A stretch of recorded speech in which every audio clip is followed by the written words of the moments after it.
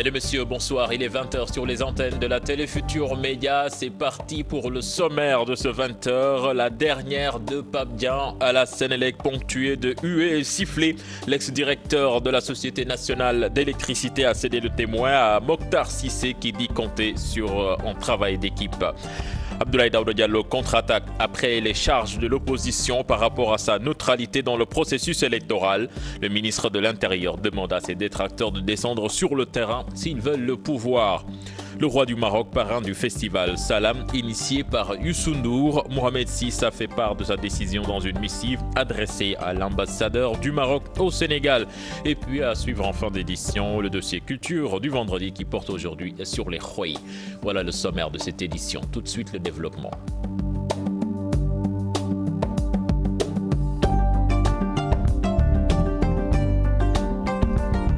Passation de service entre Pape Dian et Mamadou Mokhtar Cissé à la tête de la Sénélec. Les délestages, le statut des prestataires et la revalorisation des travailleurs, entre autres, attendent le nouveau directeur de la boîte qui dit compter sur un travail d'équipe. La cérémonie s'est déroulée dans la sobriété malgré quelques huées et coups de sifflet à la sortie de l'ancien directeur général. Compte rendu signé Adi Atala et Mohamed Dian.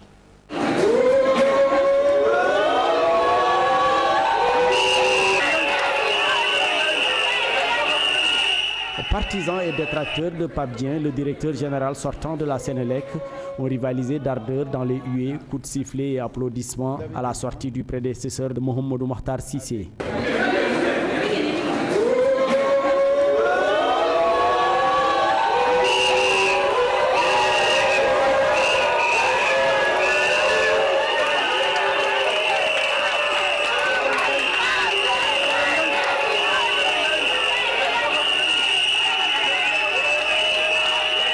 Pape Dian, qui déclare avoir rendu liquide la Sénélec et réduit le temps de délestage, se réjouit de son bilan.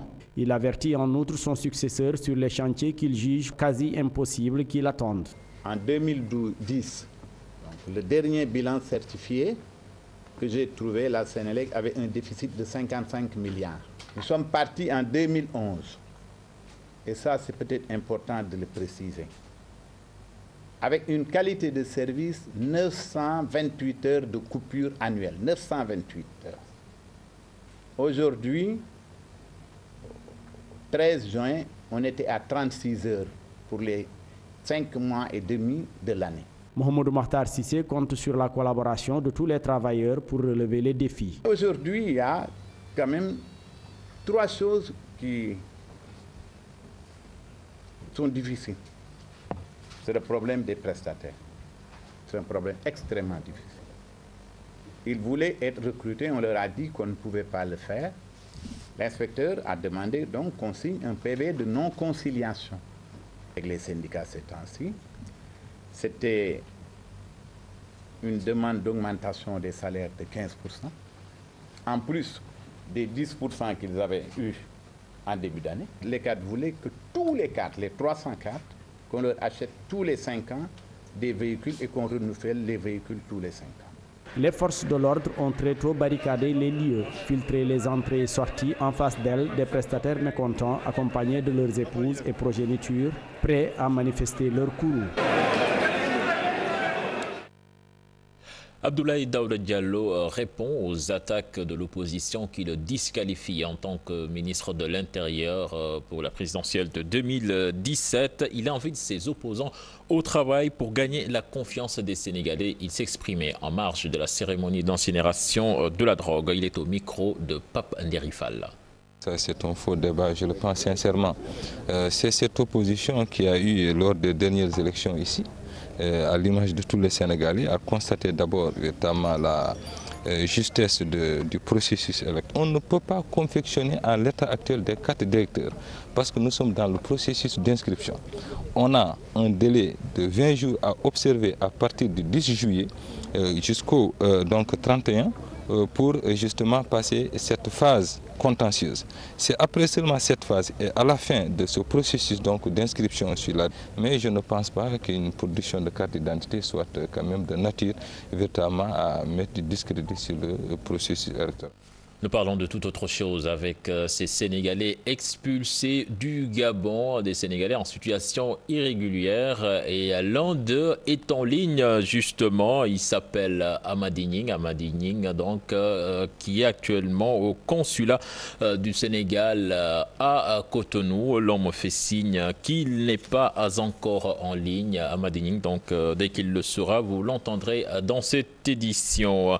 Nous parlons de toute autre chose avec le baccalauréat 2015, début des épreuves le 20 juillet prochain pour l'Office national du baccalauréat. Donc, toutes les dispositions ont été prises pour une bonne édition. On note des innovations cette année, dont une qui fait polémique, l'introduction d'un dispositif de réduction des distances parcourues par les correcteurs. L'Office du bac est formel. Cette année, les candidats fraudeurs seront sévèrement réprimandés. La surveillance lors des épreuves sera accrue. L'Office du bac faisait face à la presse cet après-midi. Compte rendu signé Léa Ndiaye et Mardia. Dans moins d'un mois, 146 261 élèves vont passer le baccalauréat. Une session qui comporte des innovations, dont l'introduction d'un dispositif de réduction des distances parcourues par les correcteurs. C'est une mesure technique, une mesure qui a été souvent demandée par les enseignants eux-mêmes. Réduire les distances ne signifie pas réduire les indemnités ou annuler les indemnités. Nous ne recherchons pas cela. Ceux qui sont convoqués, ils vont être convoqués parce que c'est après un processus de sélection, parce que ne corrige pas les copies qui veut. Si l'Office du baccalauréat rassure quant au dispositif de réduction des distances parcourues, gare aux candidats qui seraient tentés de tricher lors des épreuves. Cette année, la surveillance sera renforcée. Nous avons demandé que le renforcement de la surveillance. Nous avons demandé le renforcement également des forces de l'ordre. Nous avons demandé également que l'avertissement à l'attention des candidats puisse être systématiquement lu avant chaque épreuve. Ça, c'est des précautions que nous prenons, mais nul n'est censé ignorer la loi. Autre innovation cette année, l'allègement des épreuves d'éducation physique et sportive et la suppression de l'épreuve commune de français pour les séries L et S. Avec des effectifs globaux en augmentation de 15,3% par rapport à la session 2014, l'Office du baccalauréat assure être fin prêt pour une édition réussie. Voilà, je vous le disais tout à l'heure, donc des Sénégalais en situation irrégulière expulsés du Gabon. L'un d'eux est en ligne, il s'appelle Amady Gning. Il est en direct du consulat du Bénin. Donc, Monsieur Gning, bonsoir. Bonsoir. Alors, Monsieur Gning, dites-nous actuellement comment cela se passe pour vous. En tout cas, ce que vous pouvez dire, en tout cas, on souffre mal. Ce que je souffre, je ne peux pas parler moi seul. On est nombreux. De façon qu'on vit Gabon, il faut l'État Sénégal nous aide. À chaque fois, il n'y a pas un Sénégalais qui vit au Gabon. À chaque fois, chaque matin, quand tu sors, si tu n'as pas 15 000 francs, tu as peur d'aller là-bas que tu travailles. Chaque matin, quand tu sors, tu as 15 000. Si tu n'as pas 15 000 francs, tu n'as pas de... Je ne peux pas expliquer bien, mais on souffre mal. Les policiers, ils nous font mal. Premier, ce que tu demandes, est-ce que tu as 15 000 ou tu as 20 000? Si tu n'as pas ça, on te maltraite, on te fait tourner, on prend toute la journée, après on te laisse. Si tu des fois on te jette, des fois on nous chive. On nous a trouvé là-bas qu'on travaille très bonne heure. Je sais pas, il y a des gens qui ont les boutiques là-bas, il y a des gens qui ont les magasins. Ils ont laissé tout leur bien là-bas. Si c'est comme ça, comment on fait l'étranger? On fait l'étranger pourquoi? Pour faire, pour gagner. Tu sais qu'il n'y a pas un Sénégal qui sort pour faire la banquise. Oui, nous, on aime la paix, on voulait la paix. C'est ça qu'on connaît. Il n'y a pas un Sénégal qui sort pour rien. Alors, je sais que ce qu'on nous a fait Gabon, c'est dur. C'est très dur. Ah. Ouais, alors, dites-nous maintenant, quel appel lancez-vous aux autorités sénégalaises? Hein? Quel appel lancez-vous aux autorités sénégalaises? Non, c'est moi-même qui ai appelé l'ambassade du Sénégal du Gabon. Je l'ai appelé moi-même. Lorsque je l'ai appelé, il n'y a pas quelqu'un qui est venu pour aider. Tous les ambassades sont venus voir leurs citoyens.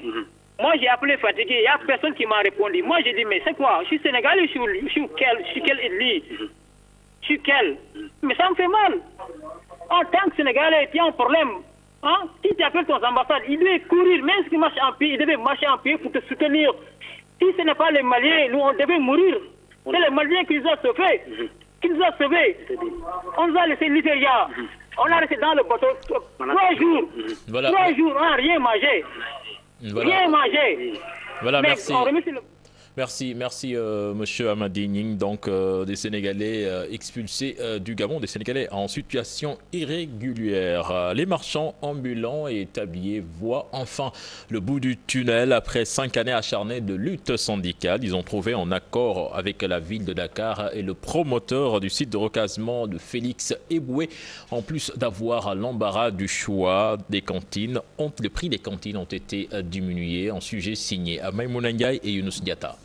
Les marchands établis de Dakar sortent victorieux de leurs négociations. Les prix des cantines connaissent désormais des baisses. En 2010, on avait annoncé sur les réseaux sociaux 1 171 484. Après la finition, Emades est revenu pour nous dire qu'il va vendre les prix à 2 650 000. Ce qu'on n'avait pas accepté, on a tenu des réunions, on a tenu des conférences de presse, on a porté le combat avec les responsables et ils ont revenu sur les prix de base. On avait dit qu'il nous faut une commission de veille pour tout simplement veiller à ce que les marchands recensés en 2010 vont rejoindre le site. Donc c'est une commission de veille qu'on avait demandé à Emades, qui n'a pas de problème sur ça, qui nous a dit que vraiment il faut voir avec ça le maire de Dakar. S'il est d'accord sur ce principe, il n'a pas de problème. Le promoteur du site rassure. Le site est déjà prêt, le centre commercial est déjà prêt. Donc on attend que les commerçants viennent verser le rapport. Et d'un commun accord, on tombe d'accord sur un jour pour ouvrir le centre commercial. L'apport, ça dépend des cantines. Il y a des cantines, il y a des box. Donc, le prix dépend et fonctionne du prix. Donc l'apport, la cantine qui est en bas, qui coûte 1 171 000, le commerçant aura à payer un apport de 20%. 4 000 ambulants établis attendent d'être recasés. Le site compte 3 800 cantines. Le collectif réclame la prolongation des inscriptions. Maïmouna Ndiaye, merci. Je vous le disais en sommaire, le roi Mohamed VI, parrain du festival Salam initié par Youssou N'Dour, il a fait part de sa décision dans une missive remise par son Excellence, l'ambassadeur du Maroc au Sénégal, donc, qui a fait parvenir l'information au leader du Super Étoile, qui dit toute sa fierté dans ce sujet. Signé par Faraning et Massayer Ndiaye. Un grand événement, un grand parrain, c'est officiel, Sa Majesté le roi du Maroc Mohamed VI a accepté le parrainage du festival Salam. Le roi d'Imbalar Youssou N'Dour et initiateur du festival a reçu avec les honneurs la lettre du roi chérifien des mains de son Excellence l'ambassadeur du Maroc au Sénégal Taleb Barada. Un accueil chaleureux a été réservé au ministre conseiller accompagné d'une forte délégation. De chaudes poignées de main entre les deux personnalités. Ce festival va débuter à la deuxième quinzaine du mois béni du Ramadan, un événement qui se tiendra dans 4 lieux différents: Sorano, Grand Théâtre, Place de l'Obélisque et la région de Thiès. Pour leur témoigner sa reconnaissance, Youssou N'Dour déclare que Sa Majesté Mohamed VI et le président Macky Sall sont désormais séparés à vie. Faraning, merci. Reportage Ramadan à présent avec les pêcheurs très courus en ce mois béni avec les conférences religieuses. Du coup, leur emploi du temps déborde avec les nombreuses sollicitations. Reportage signé Amadou Boy et Adama Gueye. Le Ramadan, un moment sacré de l'islam et de la communauté musulmane au Sénégal. Un moment exceptionnel durant lequel des conférences religieuses sont organisées un peu partout. C'est difficile de combiner le travail à la télé et les conférences religieuses. Le Ramadan au Sénégal est marqué par des conférences. Nous dit-on dans le Coran, l'ange Gabriel répétait les versets sacrés pendant le mois béni de Ramadan, ce qui explique les causeries exclusivement réservées pour le Ramadan. Pendant ce mois béni, les causeries du Ramadan, leur principale activité pendant ce mois béni. Pour s'attacher à leur service, l'on doit débourser. Ça dépend, ça peut aller jusqu'à 300, 200, 100 000 ou même 40 000 francs parfois. Ça dépend du prêcheur concerné. Le ramadan débute à peine, mais ces conférenciers se disent débordés. Durant tout ce mois béni, nous sommes complètement débordés par les rendez-vous que nous avons déjà fixés. Je ne veux plus accepter un nouveau contrat car je travaille tous les jours sauf le lundi et le mardi. Le ramadan au Sénégal est marqué par les conférences religieuses. Toutefois, les femmes se distinguent principalement par l'organisation de ces animations réservées au 9e mois de l'islam. Et puis une information qui vient de tomber, Pape Oumar Sakho, ancien président de la Cour d'appel et nommé président du Conseil constitutionnel, en poste qui était vacant depuis le décès de Cheikh Tidiane Diakhaté. À présent, le dossier culture du vendredi qui s'intéresse aujourd'hui aux Khoy, séances de prédication publique qui sont organisées à l'approche de l'hivernage, occasion pour les divins de prédire les événements qui portent à l'horizon, un tel rituel qui regroupe donc les saltigués les plus prisés. Donc un dossier signé Cheikh Tidiane John et Mardia.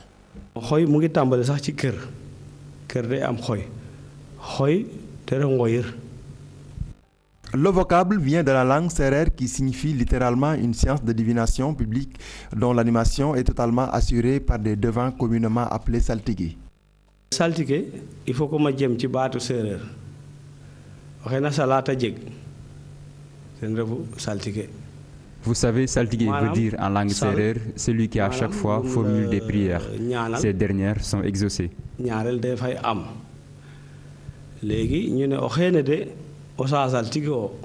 Cet art divinatoire est-il une science exacte? Vous prenez cet élément, vous ajoutez à celui-là, et ça donne les mêmes résultats. Si vous le faites 100 fois, ça donne les mêmes résultats, c'est une science. Mais le système cartésien n'est pas seulement la base des sciences. Au contraire, ce système cartésien est étroit, il est limité, il est désert. Nous le savons tous. Ce système cartésien n'a rien pour mesurer l'amour. Aller dans le sens de comparer à une science exacte serait une erreur. Mais il faut prendre le Khoy comme un patrimoine culturel immatériel. Donc immatériel parce que c'est dans l'esprit, c'est dans les faits, et qui joue un rôle très important dans la mesure où le Khoy est un espace de régulation sociale, de régulation entre les hommes, mais aussi de régulation entre l'homme et la nature. Parce que c'est des séances de divination, divinatoires. Le Khoy, une tribune spécifique pour anticiper sur les événements qui pointent à l'horizon. Je vois une petite similitude dans cette culture à la mienne, qui est la culture Diola. C'est-à-dire, je connais des gens chez nous qui ont cette vision, qui ont ce pouvoir de pouvoir prédire un avenir. C'est un pan de notre histoire, c'est une pratique ancestrale qui permettait à des communautés identifiées géographiquement de se réunir pour trouver des solutions à des problèmes qui n'ont pas forcément de solution dans un aspect factuel. En 2003, la Convention pour la sauvegarde du patrimoine culturel immatériel a été adoptée par l'UNESCO. Ce rituel est un lourd héritage que les acteurs tentent toujours de conserver jalousement. Cher Tidiane John, merci. C'est la fin de ce journal. La permanence à présent avec Bouba qui est déjà en place. Alors Bouba, je pense que là, on n'aura pas besoin des Khoy pour savoir la suite des programmes. La suite, pas besoin de Khoy pour savoir la suite des programmes sur la télévision Futur Média. Mais comme disait l'autre, un Cheikh Tidiane peut en cacher un autre, car l'invité de 20h ce soir est Cheikh Tidiane Dieye de la plateforme Sénégal Bi Ñu Bëgg. C'est dans un instant, après le journal.